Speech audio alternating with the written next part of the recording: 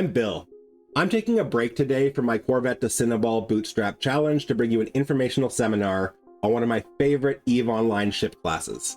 These are ships that are critically important to newer players, but they're also ships that remain perennially relevant even to players with hundreds of millions of skill points and hundreds of billions of ISK. I'm talking, of course, about the Corvette. I probably should have given this video a different title if I wanted that reveal to be dramatic. Before I really get started though, I wanted to let everyone know that I've been invited to join the EVE Partner Program, so I've got swag. I'll be giving away 10 Vedmak Scope Syndication skins to viewers of this video. More on that later. First, Corvettes. They're pretty much the first ships everyone flies, and they're among the few ships that even the most veteran players find themselves boarding again and again. Corvettes get used for all kinds of things. We all use them for our very first PvE on our very first day in the game, but we also use them over and over again to extract our pods out of dangerous situations, to scout out risky gate jumps, or to move small cargo loads from one station to another. And those of us who have a bit of a screw loose even find ourselves pushing these little Corvettes to their very limits by using them to bootstrap our way up to bigger and fancier ships. It's funny to me that when new players inevitably ask on Reddit or wherever what race they should choose for their first EVE Online character, the consensus wisdom has always been, just pick whatever race you need to pick to get the face that you like. And I mean, yeah, that's fair, but there is one other consequence of that decision that will stick with you for your entire EVE Online career. If you pick Minmatar, every time you dock in a station, you will be offered a free Reaper Corvette. Galente get the Velator, Amar get the Emperor, and Kildari get the Abyss. It will always be that same ship, forever and ever and ever. So isn't it maybe worthwhile to know what the strengths and weaknesses are of each Corvette? Maybe you want to make an informed decision and know which Corvette is best for which use case. They all have that 2-2-2 no-rig slot layout, but that's pretty much where the similarity ends. Their stats are far more varied than you might think. So here we go. If you are most interested in the maximum possible up close and personal DPS for belt ratting or for hero PvP, that honor goes to the Blaster Velator with its hybrid and drone damage bonuses. If you're more interested in running anomalies or missions and therefore you want the Corvette that can project the most damage out to say 20 kilometers for plinking off swarms of enemies, well, that's also the Velator because it's got 2 drones and the hybrid damage bonus also applies to railguns. But as for the ship with the strongest tank, most able to repair and endure incoming damage, that will be the Velator. Now on the other hand, if you're trying to jump gate safely through hostile territory and want the Corvette with the fastest possible align time, that, once again, is the Velator. But if you're just looking to haul some loot and want the Corvette with the largest cargo hold, the Corvette you're looking for is the Ibis. No, I'm just kidding, it's the Velator. And if you've noticed that your Corvette comes with a mining laser and you're thinking of maybe chewing up some asteroids, the Corvette with the highest mining yield is, by a country mile, the Velator. Now, to be perfectly fair, there are a few fringe use cases where the other Corvettes do eke out the top spot. For real. If you're worried about smart bombs and are just trying to fit up your Corvette with the maximum possible effective hit points, that prize does in fact go to the Emperor. Or if you want the very fastest Corvette that piles up the most meters per second under afterburner or micro warp drive power, then the ship you're looking for is the Reaper. As for the Ibis, it's best at ECM, I guess? Except that ECM, for someone flying solo, as almost all Corvette pilots will be, is literally useless. I'm sorry, Kildari Capsuleers. The truth is the Ibis isn't very good at anything. So obviously, the internal balance of the Corvette ship class is currently a total mess. But I do also want to take a moment now to talk about how the Corvette class as a whole is also kind of weirdly positioned. The role that Corvettes seem like they should fit into most naturally is one of a relatively nimble scout and gate runner, sort of like a halfway between a shuttle and a frigate. That's certainly the way veteran players mostly end up using them. It just feels right. But that's not what Corvettes in EVE Online actually are. It might surprise you to learn that Corvettes are actually bigger and slower than most frigates. Their signature radius and align time is more akin to that of a destroyer, and they warp at the exact same speed as a goddamn battleship. Why? Seriously, why?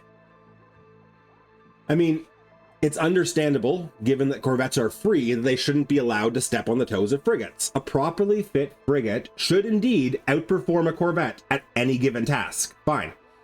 But there is still a lot of room for Corvettes to be made better at doing the things people actually use them to do without that even starting to become a concern. In fact, the lack of rig slots actually provides a very strong safety net if CCP wanted to buff these ships a little bit. Even if a Corvette's base stats were a little bit higher than an unrigged frigate, a rigged frig would immediately pull back into the lead. So this video is actually a plea to the developers at CCP. Corvette balance is way more important than it might seem. Everyone flies them. And remember, these are the ships that new players are flying when they form their very first impressions of what it's like to play EVE Online. It matters. The good news is I've spent a whole lot of time thinking about and flying around in Corvettes over this past year, and I know exactly how to fix them. Let's go. Right off the bat, the low-hanging fruit. Give every Corvette 2 drones. The Velator would still have the most DPS, even with drone parity, so it makes no sense that it should be a drone up on the rest of the pack. And then next, give every Corvette lower inertia and a smaller signature radius. Make them feel nimble. Setting the inertia to that of the Tormentor, Kestrel, Tristan, Rifter, the racial damage dealer frigates, and setting the signature radius to the racial tackle frigates like the Executioner, Condor, Atron, Slasher, that would be just about right, I think. Third, give Corvettes a warp speed of 6 AU per second. That's slightly faster than a T1 frigate, but that's only if the frig doesn't fit hyperspatial rigs. Number 4, remember how every Corvette comes with a civilian mining laser? Why not give them a mining laser yield bonus and a small ore bay? The game's already suggesting to new players they might want to mine in their Corvette, at least make the ship okay at it. That covers it for my suggested changes to the Corvette ship class as a whole, but I do still think that the Ibis and Reaper are going to need a little bit of specific love. First off, I'd like to see them have an increase to their base shield hit points because right now the armor Corvettes just have so much better of a tank and there is no reason for it.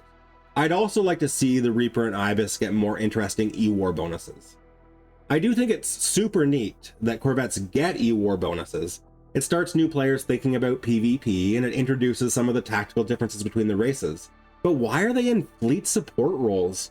Why do Corvettes have bonuses to things like ECM and target painters? They should have E-War bonuses that naturally improve their own survivability.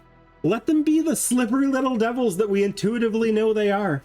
Personally, I like the idea of a small web range bonus on the Reaper, and maybe an ECM drone bonus on the Ibis. We could borrow these ideas from the Vigil Fleet and from the Griffin Navy. I do think that the Emperor and the Velator are probably fine with the E-War they currently have. Sensor dampeners and weapon disruptors already serve as useful survival tools for solo pilots. And then, that's it. Nothing radical, but I am 100% certain that these small tweaks would completely rebalance and revitalize the entire Corvette ship class. Corvettes would actually be good at something, even Corvettes that aren't Velators. Imagine. CCP, please, I'm begging you. Think about it. Thank you for coming to my TED Talk. I know the comments are going to fill up with people saying I'm wasting my time by proposing these changes, but last year, I gave CCP an itemized list of everything that was broken with the career agents, and they actually implemented it. So I am hopeful that a developer might see this proposal, might recognize that these changes are relatively minor, but that they would fix so much without breaking anything. I also hope I didn't leave you too down on Corvettes. I do think they need some love, but I've also developed a deep new appreciation for them through the filming of my Dingha Cynabal web series here on YouTube. and also through participating in the incredible Cruisac community that sprung up, full of others running their own Corvette to you name it bootstrap challenges. If you're looking for something to give you a new perspective on this game, I highly recommend joining us. To whet your appetite, let me offer you 4 examples of pretty decent meta PvE fits for bootstrapping your way up with any Empire's Corvette. These are all pretty fun and capable for day 1 fits. The Velator and Reaper will even be able to take down individual battlecruisers in low-sec belts. The Emperor and Ibis are better suited to swarms of small enemies like you'd find in a low-level anomaly or a level 1 mission. I'd love it if you would share your own Corvette fit in the comments. It doesn't have to be a PvE combat fit like these, but it does have to be for one of the 4 Empire Corvettes, and it does have to use only Tech 1 and named modules. And no, it can't literally be one of these 4 fits, come on. So let's go. Give me your janky Corvette builds. Tell me what you'd use it for. I'll be handing out Vedmax Scope Syndication skin codes to the first 10 fits posted that actually follow the rules I just gave you. Building a Cynabal, out. Wait, one more thing. Wouldn't it be neat if the free Corvette you got actually depended on the station you were docked in and not what race you happened to choose way back when during character creation? Why does the Amar Imperial Navy have an infinite stock of Mimitar Reapers to give me?